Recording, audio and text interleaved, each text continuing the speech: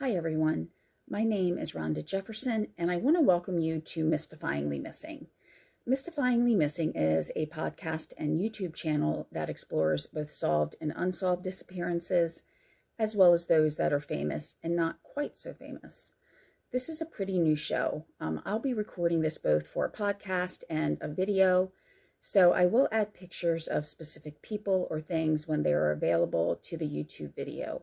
But I'll try to leave links in the description if that's possible so everybody can look at the material. Now, each episode may discuss events that some may find disturbing. This can include, but is not limited to, violence, murder, suicide, and abuse. Now, every disappearance is important, yet some seem to make the headlines using descriptions such as bizarre, unbelievable, strange, and maybe even mystifying. Other stories are pushed aside and relegated to the last page of a newspaper or the bottom of a list of online articles. So unless there's something scandalous or something not seen before, some of these disappearances are not given the priority that they deserve, and their loved ones are left to wonder why. Why did my child, sister, brother, wife not get the same amount of attention? Now, I'll also try to look at some historical disappearances that to some people are completely mysterious, but may actually have plausible explanations. Now, some enduring disappearances happen long before social media, and media and communications, though, in any era can play a role with disappearances. Even if well-intentioned, you have to look at the media and see sometimes if the coverage helps or hinders. Now, also, we have to look at what are the motives of those that cover the disappearance. Is it for the salacious details, or do they want to get to the point of why or how this disappearance occurred? Maybe some people are truly trying to help, but others may just have an agenda to further. Now, to address current events, I had thought about this podcast months ago when I saw a documentary about Madeleine McCann, and it mentioned that there were some children that were missing in the same area, and they were young boys. They received little or no coverage, and all I could think of were the parents of those children wondering why their children didn't get the same coverage. Now, as a parent, I'm thinking, on the one hand, I'm glad that Madeleine got the coverage that she had, because every child deserves media coverage if they're disappeared or if they've disappeared, but the other children deserved it as well. So, it's hard sometimes to digest that those who are meant to tell us the news may focus on one story rather than another. And there are a lot of stories that have yet to be heard and voices have yet to be heard. So I'm going to try to explore disappearances in a slightly different light, and maybe try to figure out why some do get the coverage that they get. Also, I would like to ask, if you find this type of content interesting, to please subscribe to the channel, like, or leave a comment, or both. It depends on how you're watching or listening to this as to what options you may have. But what this does is move this up into the algorithm where if people search for certain words, they can find this episode and channel more easily. Now, I do want to give an update on something that I covered with the last episode, and that was the missing person, Woody Dickerson. I did find out while trying to get an update about the case that he was actually sighted on November 1st, and it was his mother's neighbor who noticed him standing flush against the house, the backyard. And so she knew that he was missing. She found his wife's number, called it, and found out that both his wife and mother-in-law were actually in the front of the house. So, we weren't there. We can't say for sure what happened, but there seems to have been at least some type of contact. Now, the reason that some of this came to light is that the next day on social media, his wife, said that she hadn't heard his voice for a period of time, which, he was there at the house. It seemed to have been a conversation going on. Now, what I'm going to ask, though, is it seems like Woody still needs help. We don't know if he even got into her car because she did pull the car to the back at some point, but the neighbor couldn't see, and the windows were tinted, so she couldn't see if he got in there. So, it sounds as though he, still needs help and support from the community and from his wife. We'll just have to wait to see exactly how, everything plays out on this. So with, all of the background information about the podcast, we want to go on now to cover today's story. And sometimes when I'm actually going over a story, I hate to even call it that. I get stuck on the word story. Whether on this podcast or another that I have, most of the cases deal with tragedy. And feeling or calling it a story makes me feel that I'm somehow depreciating the seriousness of the event, almost like it's a fiction story told for entertainment, and it's not. Looking at the pictures of the young boys in this case, it can take me back to a time when newspapers and magazines, books just had flourishing illustrations of rosy-cheeked babies and curly hair. But when a person is drawn, they are idealized, and it's not a true representation always of the subject. But looking at the pictures of the young boys in this case, I can almost picture them gracing, a Hans Christian Andersen book or being on the cover of a serial magazine that really targeted mothers or grandmothers. So it sometimes takes us to a world where it may feel like it's actually a tale or a story, but it's not. But on the other hand, if I refer to it as a case or an event, it almost makes me feel like I'm sterilizing it, that there's not as much personal touch to it. So really, though, what else would we call this? It was a tragedy, it was a crime, it was an event. But all of them just don't seem like they're strong enough to describe what happened. So I guess if I have to choose a word to decide, I'm going to say that today we will cover the case of little Charley Brewster Ross. So who was he? While his name might seem familiar to those interested in the history of true crime, others may not know the name. He has had a profound impact on police procedure when involving kidnapping cases and ransom demands.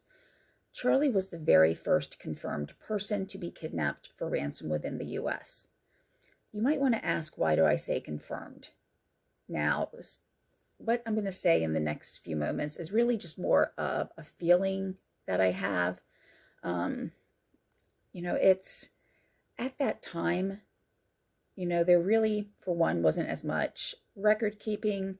There wasn't an understanding. There had never been a documented case of kidnapping at that point.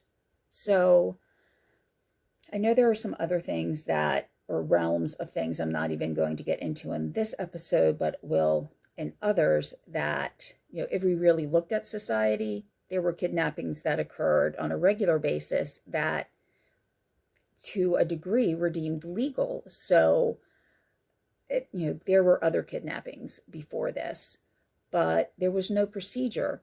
If we see, a TV show, whether it's a documentary or some type of drama, we would know that if a person receives a note that says, do not call the authorities, we would still, call the authorities.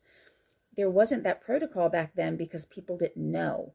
So it could have been a family may or may not have been able to pay the ransom. If they had paid the ransom, they just figured, okay, it's good, we have our son or daughter back, and didn't report anything. Now, if the child ended up being killed, going back to record keeping, it wasn't always the greatest, so it may have gone unreported. So there are just so many things that I think may have happened, they're just not documented, that makes this the first documented case of a kidnapping for ransom within the U.S. Now, some people may have actually found a kidnapping for ransom to be scandalous, or even just that a person had gone missing. If you're familiar with the Dorothy Arnold case, she was a socialite in New York that went missing, yet her parents hired private investigators first to try to find her, and it was around 30 days before they reported it to the police. So there was a great delay in that case, and she has never been found. Now, in the summer of 1874, Charley Ross, who was 4, and his brother Walter Ross, who was 6, even though a couple of sources say 5 and one says 8. So this is kind of proving the point about record keeping.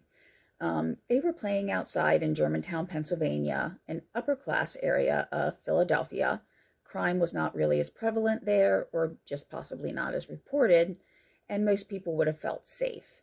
The children, who were the sons of Christian Ross, a dry goods merchant, and Sarah Ross, who was out of town on vacation in Atlantic City at this time, these boys were befriended by some men who would come around and talk to them during the day, really ingratiating the youngsters and made them feel safe. Today, parents would be afraid to let their children out in some areas for fear of injury or even abduction. This was not as much of a concern back then. So when on July 1st in 1874, the men asked the boys if they wanted to get some free candy and fireworks. So, of course, they said yes. They did not distrust these men. So they got into the horse and buggy and they started towards a store. Now, they set off on this trip not knowing that only one would return. As they started to get further away from their home, Charley did begin to get upset. The carriage stopped at that point, and the men gave Walter some money to go into the store and buy some fireworks. I can see him probably just, running in there excited. And when he left the store, though, he must have been surprised and confused to see that Charley, the men, the horse, and the buggy were gone.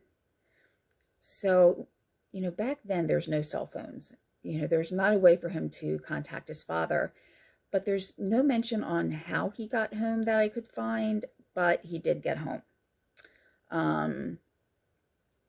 Now, a ransom letter was received, and though there's not any information about the time frame, it does sound like it was a while before he got the ransom letter. The handwriting at times could have been hard to read, and the spelling sometimes made it more difficult. And what I'll do is I'll put the wording up on the screen here, and I'll read you an example. And you can see how it flowed on the screen.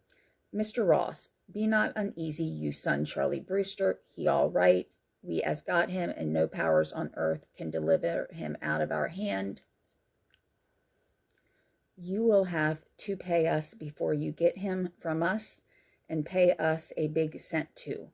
If you put the cops hunting for him, you is only defeating you own end. We is got him fit, so no living power can get him from us alive. If any approach is made to his hiding place, that is the signal for his instant annihilation. If you regard his life puts no one to search for him, you money can fetch him out alive, and no other existing powers. Don't deceive yourself and think the detectives can get him from us, for that is one impossible where from us in few day, or hear from us in few day. So I think you have the idea here. This letter, though, set off some red flags to me. There would sometimes be a sentence with 5 or 6 mistakes, whether it be grammar or spelling. Then you would have a sentence where there were barely any. You also have the writer misspelling some very easy words, or words that he would have seen every day, such as you. But at the same time, when he spelled annihilation, he only missed it by 1 letter. It was still misspelled, yes, but it was quite, a long word to be spelled even to that degree of correctness.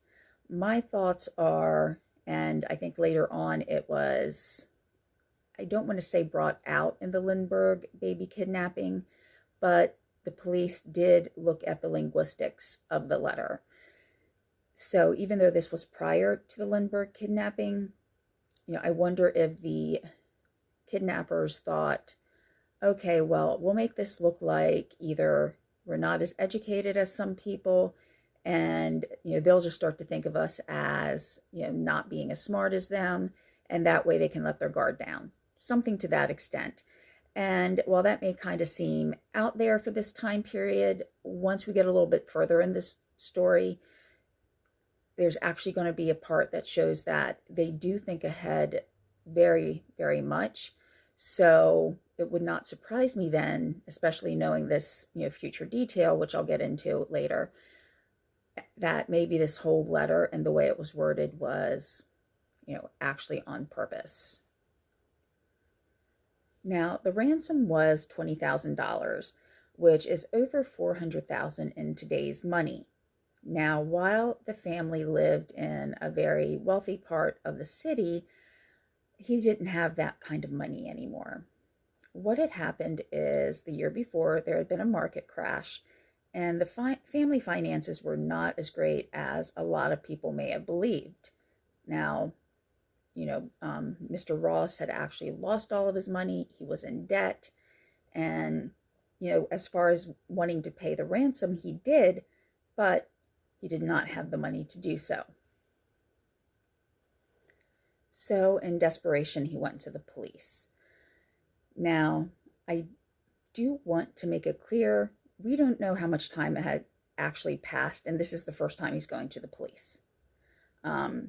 So after he did go to law enforcement, Charley really became part of the public conscience, not just in Pennsylvania, but throughout the whole country. Now, something of importance to note, again, is this letter did not come the same day as the abduction.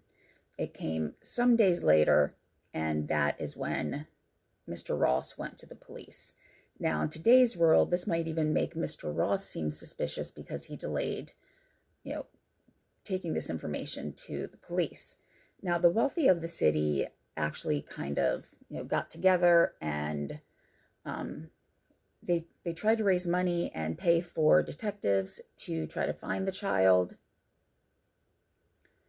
There was a song written named Bring Back Our Darling that was composed by Dexter Smith and W.H. Brockway.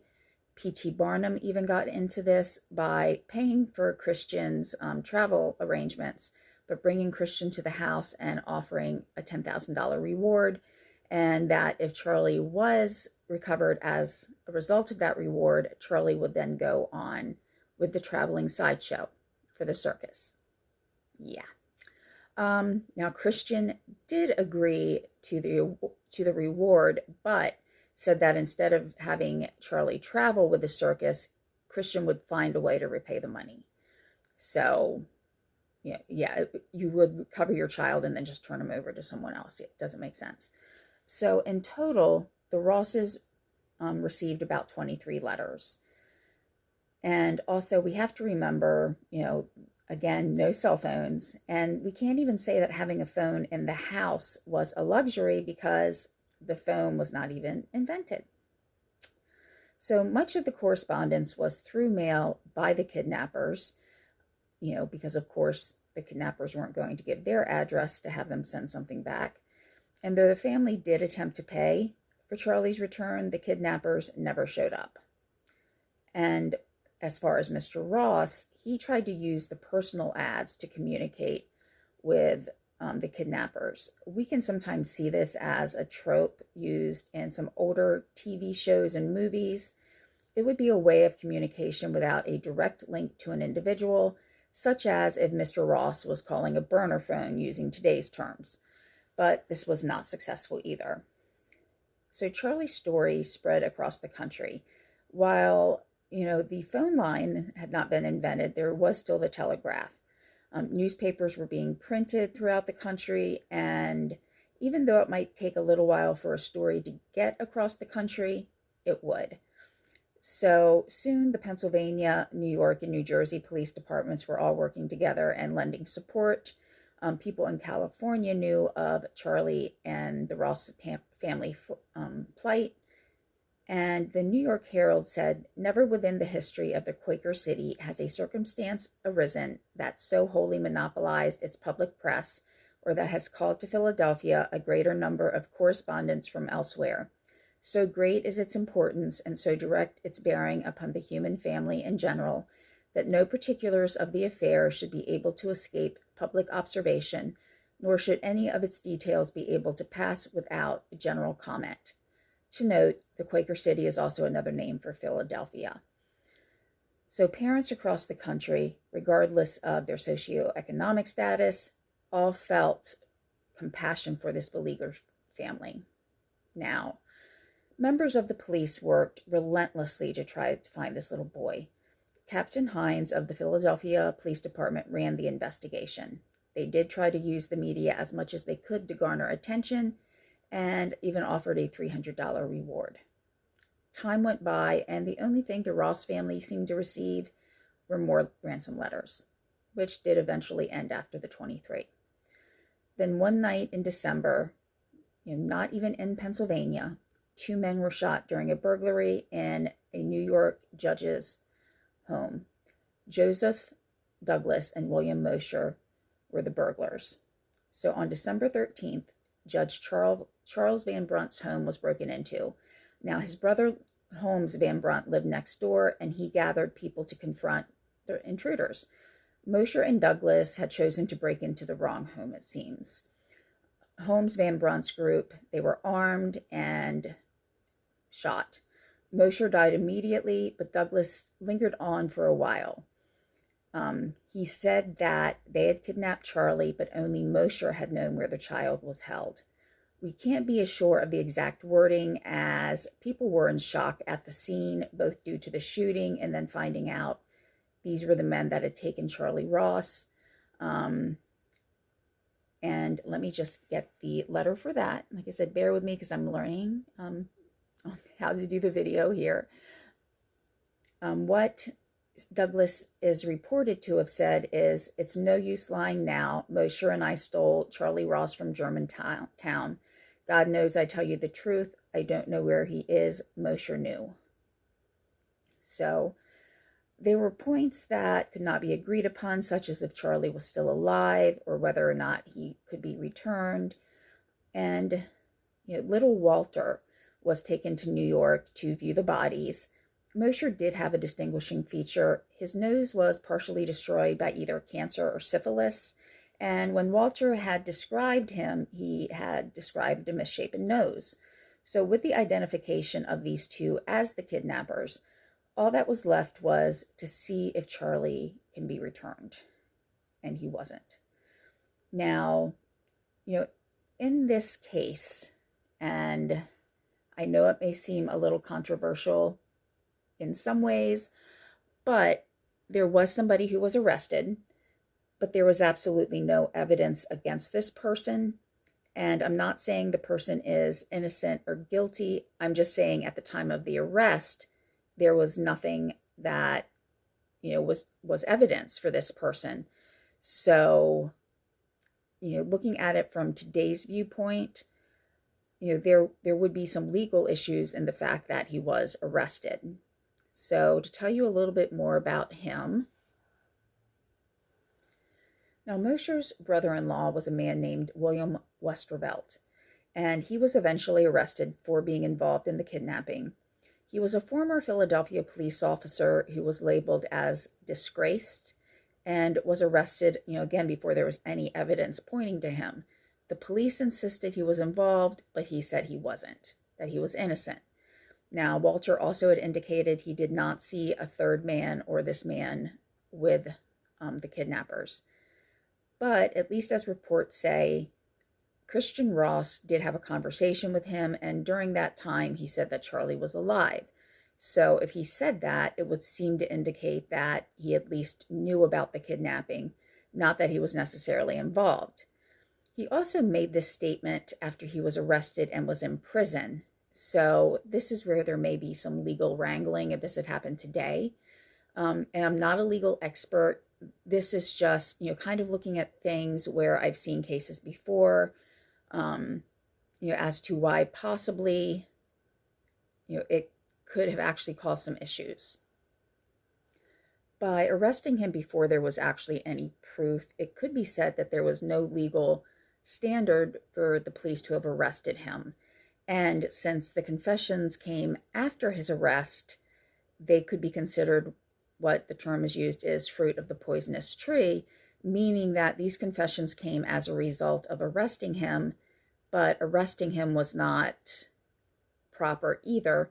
So theoretically, those confessions could have been thrown out. And I'm using the term confession, because when you say that someone's alive or not, that shows that you were a part of the situation.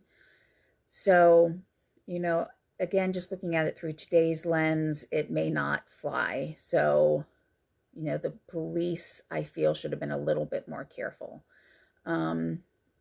Westervelt was sentenced to 6 years. He was found, he was acquitted of the kidnapping, but found guilty of a conspiracy.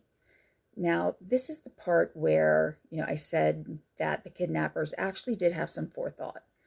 The kidnappers were very well known, apparently, in New York. So even though they probably wouldn't get as much money for someone in a different, area, because New York really was the hub of things, there was talk that they were interested in actually kidnapping one of the Vanderbilts. The Vanderbilts, who are probably historically one of the most moneyed and wealthy families ever. But again, they were afraid that, they would be recognized or the police would automatically think of them. So they decided to go to Pennsylvania. And in a way that, kind of was smart, because they had family that lived there. So they would have that contact. So I just think this goes to show that the kidnappers really did try to think things through as much as they can. They hadn't even been caught, probably weren't on the radar, and if they hadn't broken into the judge's house, we probably wouldn't even have this much information. So while the Ross family did not have the financial means to, keep going with the search like they had, they, of course, were not going to give up. Christian wrote a book, The Father's Story of Charley Ross, the Kidnapped Child, and proceeds went to continue the search. He also wanted to make sure Charley's case was remembered, so he started to give talks around Boston. So, like I said, the parents never gave up, but Christian did die in 1897 and his wife in 1912. People continuously claimed to either be Charley or they said they thought they might be. And there's some conflicting information here. One article said they spoke with over 500 people, but Walter said in another interview it was 1,000.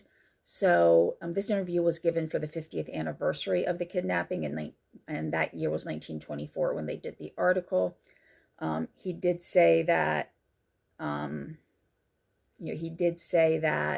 he still continued to get letters regarding this and people claiming to be Charley. So what I think it was is possibly his parents got around 500 people, and they spoke to around 500 people before they both died. And then later letters just still continued to come in. And at that point, it went to over 1,000 people, at least, that they had spoken to. Now, 10 years after the article came out, so in 1934, a man from Phoenix named Gustav Blair, he said that he was Charley. He was 69 years old, so the age range, though approximate, was pretty close and correct. He went to court to have himself be declared Charley Ross. He said he remembered being kidnapped and living in a cave, and later someone adopting him, and that adopted father told him that he was Charley. Now, the remaining Ross family did not believe this. Walter said, "The idea that my brother is still alive is not only absurd, but the man's story seems unconvincing. We've long ago given up hope that Charles ever would be found alive." So even though the parents never gave up hope, the siblings, it seems, had. Now, whether it was due to the distance of traveling to Arizona, not understanding the implications, maybe complacency after speaking with so many men, or all three, no one from the Ross family or one of their representatives went to contest the facts in court. So, in fact, the court did actually declare Gustav Blair Charley Ross in 1939. And we have to remember that this is a default judgment. It really had no proof to go along with it, but because no one was there to contest it, it went through. And if Blair thought that this would change the Rosses' minds, he was very mistaken. They did not acknowledge him. He didn't inherit anything. And that would have been difficult, though, because Mrs. Ross had died 20 years earlier. Blair did try to sell his story to Hollywood and even moved there, but the story didn't sell. His wife and he then moved to Germantown, Pennsylvania for a while, but he did not garner any interest from his newfound family. And the media didn't really give him much attention, so he moved back to Phoenix. He only lived for 4 years after the ruling until 1943. He never ever changed, saying that he was actually Charley. I have a few thoughts here. The attempt to sell the story, I mean, it was a way to get money. We don't know what his financial circumstances were.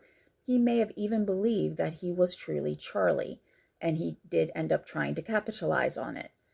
I did also find pictures of Walter and Christian as well as Gustav Blair, and there is some type of resemblance. But it could also be argued that Gustav came across the 1924 article, saw some type of resemblance in the pictures, and decided to see if his plan would work. Now, there have never been any official DNA tests done, but through the use of genetic genealogy, it does seem to indicate that Gustav Blair was a man named Nelson Miller. But again, nothing was official. This was done through some of his relatives. I find it very interesting that they were able to come up with a completely different name. So we don't know if possibly, he was kidnapped and they used different names, or if he just used different names for other nefarious reasons. Now, Charley's story did remain in the public's consciousness well after he had gone missing. So when FDR came to speak at the Democratic National Convention, someone decided to play a prank. And what they did is they went to the press and the press corps and asked them to announce over the intercom if Charley Ross could please come to the press area. The press soon realized this was a prank and did not do it. Also, many people think that the saying, "Don't take candy from strangers," is actually derived from this event. So this case affected people all across America. This made people fear for their children, and not just from things that they couldn't control, such as illness and disease, but from callous actions of other humans. And while the crime itself was vile, it also caused torture to all of Charley's loved ones, never knowing if he was alive or dead, and if alive, was he suffering. While I've seen some sites will actually state that the case is solved, relying on the deathbed confession of Douglas, the trial for an accomplice that had little or no evidence, and the claims of a man who had no documentation to back things up. I, of course, do believe that Mosher and Douglas were involved. I don't think Westervelt was involved in the actual kidnapping, but he had to know. But as far as Blair, not really sure. So there was more of a legacy that Charley had. There is a website called the Charley Project. So I'm going to read some things directly from their website in a moment.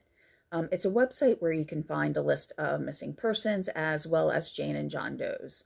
The site is meant to allow for a collection of all missing persons so that other people are made aware, as well as being able to compare them, unfortunately, to the lists of Jane and John Does. Now, unlike some other organizations that may actively participate in a search or fund different aspects of an investigation, The Charley Project has one purpose, which is to serve as a clearinghouse of sorts. And in my opinion, something like this is needed. It has an objectiveness and equality to the amount of coverage. And while they may gather some information from sources such as newspaper and media, it's also a site used by law enforcement and even the loved ones of a missing person. They can go on and add information to the site. So I'll read some of the things that the Charley Project does and does not do. And this is directly from their website under the FAQs. It says, what does the Charley Project do? It might be easier to explain what the Charley Project does not do. The Charley Project does not have any offline presence. It is not affiliated with private investigators or law enforcement. It does not distribute flyers of missing persons. It does not actually investigate missing person cases or homicides. It does not try to match missing persons with unidentified bodies. It does not accept tips from the public about any missing persons, cases, or homicides. Okay, so you might ask then, what does it do? The Charley Project serves as a publicity vehicle and clearinghouse of information for missing persons. It attempts to catalog as much information as possible about as many cases as possible into a database as a publicity investigative aid for the public and law enforcement. To help solve cases, a wide variety of sources are used, such as other databases, news, media accounts, law enforcement, information supplied by friends and family members of the missing, and books. And all the information contained there is summarized for each missing person, and they have their own Charley Project case file. And the quote has ended now. I'm just talking about some of the aspects of it. So in this way, instead of having to track down, say, 20 different newspapers and finding different articles, you can actually have a consolidation of all the information. So this is Charley's legacy, being the first kidnapped for ransom child in the U.S. that was documented. It changed the way people handled kidnappings. And, a century later, more than a century, a site was made with his name to try to help find other missing persons. So here ends our story of little Charley Ross. And I want to thank everybody for listening today.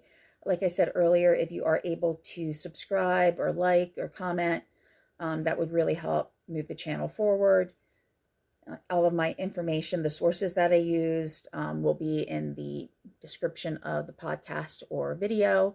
And please feel free to send me, any email if there's a case that you want me to look into.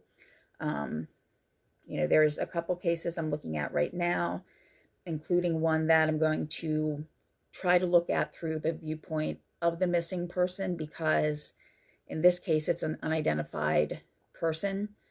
So what that actually means is someone was found, his remains were found in 1931.